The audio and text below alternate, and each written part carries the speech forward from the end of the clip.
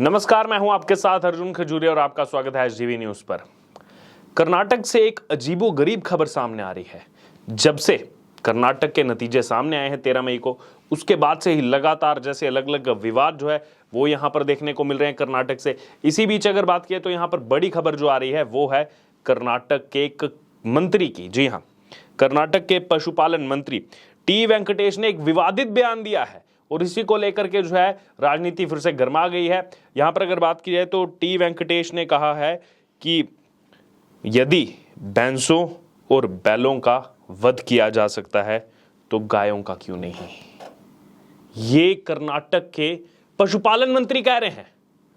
1 महीना नहीं हुआ अभी नतीजा है और देखिए इस कांग्रेस की सरकार को क्या क्या वादे करके आई थी, उसका भी हम विस्तार पूर्वक आपको हर एक इनके वादे का विश्लेषण करके पहले बता चुके हैं। और अब ये यहां पर नया जो है, यहां पर इन्होंने मुहिम छेड़ दिया है, नई मुहिम को छेड़ दिया है।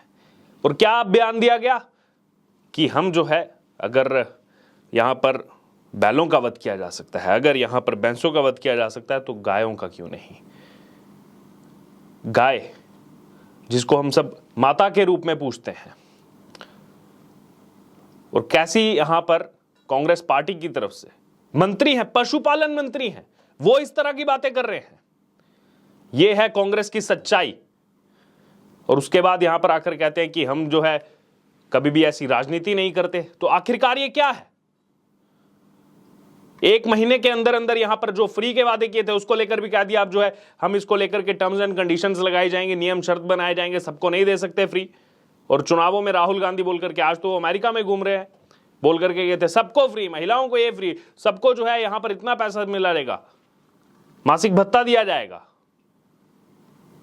उसका भी गुब्बारा फूट चुका है और अब यहां पर ये सच्चाई जो है वो निकल करके सामने आ रही है। इस कांग्रेस की जो तुष्टीकरण की राजनीति की बात की जाती है, यहां पर वो सच्चाई अब खुल करके सामने आ रही है। यहां पर अगर बात की जाए तो कर्नाटक के पशुपालन मंत्री टी वेंकटेश ने शनिवार को यह बयान दिया है, जिसके बाद से सियासी पारा जो है कर्नाटक का गर्मा गया है। उन्होंने एक कहकर विवाद खड़ा किया है, जो जैसे हमने आपको बताया कि भैंसों और बैलों का वध किया जा सकता है तो गायों का क्यों नहीं। मीडिया से बात करते हुए उन्होंने यहां तक कह दिया कि विचार विमर्श के बाद वध रोकथाम और मवेशी संरक्षण अधिनियम को वापस लिया जाएगा। यानी कि बीजेपी की सरकार ने जो वध रोकथाम और मवेशी संरक्षण अधिनियम लाया था उसको वापस करेगी ये कांग्रेस सरकार। क्या आपने चुनावी वादों में बताया था? क्या आपने मैनिफेस्टो में ये डाला था कि हम जो है जब आएंगे तो हम ये बोलेंगे कि हां भैंस का वध हो सकता है, बैलों का वध हो सकता है तो गाय का क्यों नहीं। यह मानसिकता है कांग्रेस पार्टी की। इस देश में जो यहां का इतिहास रहा है, जो सनातन परंपरा रही है, गाय को माता के रूप में पूजने की, गाय माता के लिए इस तरह के शब्दों का इस्तेमाल करते हुए कर्नाटक के पशुपालन मंत्री, क्या कांग्रेस पार्टी उनको निकालेगी पार्टी से? बाकियों के इस्तीफे मांगने तो आ जाते हैं, हां इस्तीफा दे दो, इस्तीफा दे दो। और ये पशुपालन मंत्री जब इस तरह की बातें करते हैं, इसको लेकर के कुछ नहीं कहा जाता। क्या कहेंगे अब राहुल गांधी कुछ इस पर? क्या कुछ कहेंगी प्रियंका गांधी इस पर? लड़की हूं, लड़ सकती हूं। लड़कियों को लड़ने के लिए तो आप बहुत कहते हैं, गाय माता के लिए कब लड़ेंगी आप? आप ही की सरकार के, कांग्रेस सरकार के मंत्री यहां तो ये कह रहे हैं हां इनका भी वध हो। बहरहाल यहां पर अगर बात की जाए, उन्होंने ये भी कहा कि इस संबंध में जल्द ही कोई निर्णय लिया जाएगा, जल्द ही कोई फैसला लिया जाएगा जो किसानों के लिए काफी हितकर होगा। यह मानसिकता है इस कांग्रेस पार्टी की। दरअसल जो पशुपालन मंत्री हैं वेंकटेश, उन्होंने कहा कि अपने निवास पर 3 से 4 गायों का पालन पोषण किया, लेकिन जब इनमें से गाय की मृत्यु हो गई तो उनके अंतिम संस्कार के लिए मुझे बहुत संघर्ष करना पड़ा। यानी कि गाय माता जब अगर उनकी मृत्यु होती है तो अंतिम संस्कार के लिए इनको संघर्ष करना पड़ रहा है। यहां पर अगर बात की जाए तो अभी मुस्लिम आरक्षण को लेकर के बहुत हाय तौबा मचाई थी इन्होंने, लेकिन यहां पर गाय माता के अंतिम संस्कार के लिए इनको संघर्ष करना पड़ रहा है। यह सच्चाई है इनकी।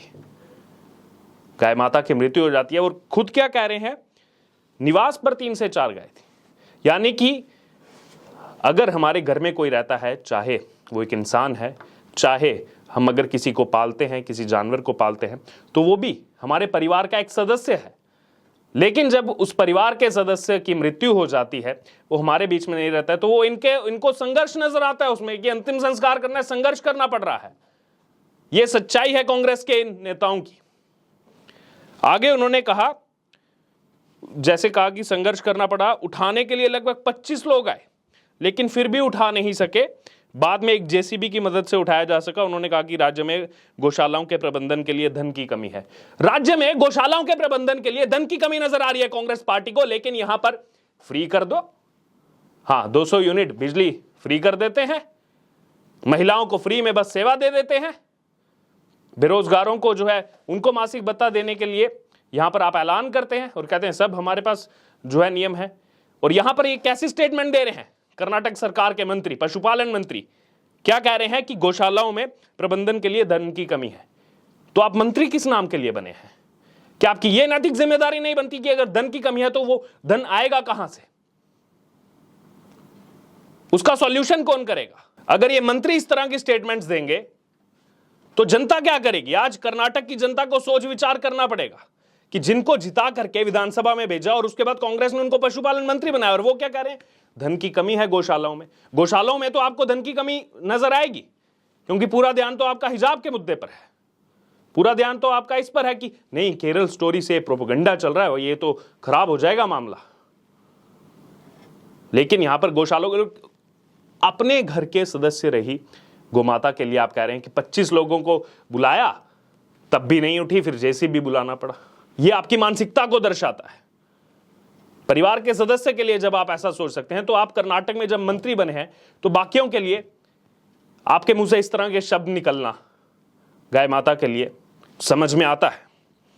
वहीं इसको लेकर के बीजेपी समर्थकों ने जो है वो परिणाम भुगतने की भी चेतावनी दी है। कोई भी देगा, क्योंकि गाय को अभी से नहीं, सदियों से, युगों युगों से माता के रूप में पूजा जाता है, अभी भी पूछते हैं, और उनके लिए इस तरह की चीजें शरेआम ये मंत्री कह रहे हैं। भाजपा समर्थकों ने कांग्रेस द्वारा दिए गए इस बयान की कड़ी निंदा की है। उन्होंने गौहत्या पर कानून वापस लेने पर जो है परिणाम भुगतने की चेतावनी भी दी है।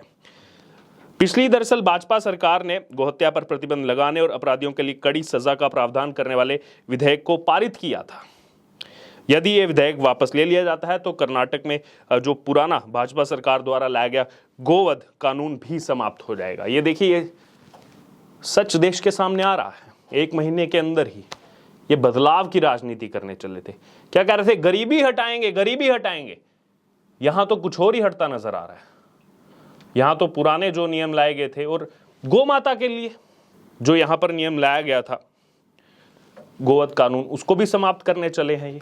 इसके बाद क्योंकि अगर ये फैसला लिया जाता है तो गायों की जो हत्या है वो अपराध नहीं रह जाएगा कर्नाटक में। दरअसल अगर बात की जाए तो बीजेपी ने जो है इस विवादित बयान पर आरोप लगाया कि उन्होंने हिंदुओं का अपमान किया है, और भाजपा ने कहा है कि कांग्रेस सरकार एक वर्ग को खुश करने के लिए इस तरह की घोषणाएं कर रही है। वही बजरंग दल को लेकर भी किया गया था। इससे पहले जब बजरंग दल पर बैन की बात चली थी, उस पर भी बवाल मचा था। दरअसल बीजेपी ने 2021 में यह अधिनियम लागू किया था। जब बीजेपी की सरकार थी तो उन्होंने मवेशी वध रोकथाम और संरक्षण अधिनियम को 2021 में लागू किया था। यह अधिनियम साफ तौर पर मवेशियों के वध पर प्रतिबंध जो है वो लगाता है। वहीं उस दौरान भी राज्य में जो विपक्ष में रही कांग्रेस ने बीजेपी सरकार के इस कदम का कड़ा विरोध किया था। तो वहीं अब कांग्रेस की तरफ से दिए गए इस बयान पर बवाल मचना जाहिर है। लेकिन आप लोगों की क्या प्रतिक्रिया है? क्या चुनावी वादे किए गए थे? क्या कहा गया था कांग्रेस पार्टी की तरफ से, राहुल गांधी, प्रियंका गांधी, मल्लिकार्जुन खड़गे की तरफ से, और आज 1 महीने के अंदर ही क्या क्या किया जा रहा है कर्नाटक में? पूरा देश इस बात का साक्षी है। आपकी इस पर जो भी राय हो आप जरूर हमारे साथ कमेंट बॉक्स में शेयर करें, और इससे जुड़े तमाम अपडेट के लिए बने रहिए हमारे साथ। धन्यवाद।